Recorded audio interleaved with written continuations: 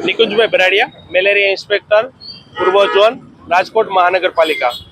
આજ રોજ વિશ્વ મેલેરિયા દિવસ 25 એપ્રિલ અનુસંધાને આપણે બાલક હનુમાન ચોક પેટેક રોડ ખાતેથી કોરા ભક્ષક માછલી જે ડેન્ગ્યુ, મેલેરિયા, ચિકનગુનિયા જેવા રોગચાળાને અટકાવે છે એવી માછલીનું આપણે આજે વિતરણ કરી રહ્યા છીએ।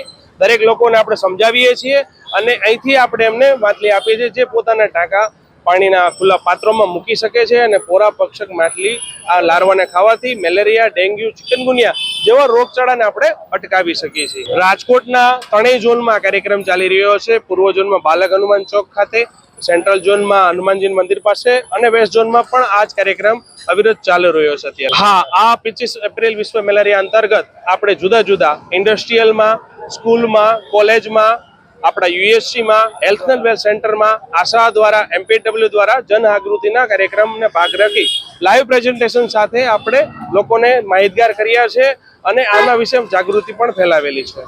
સાંજ સમાચાર ફેસબુક પેજને લાઇક કરો, વિડીયો શેર કરો અને વધુ વિગતવાર સમાચાર માટે sanssamachar.net વિઝિટ કરો।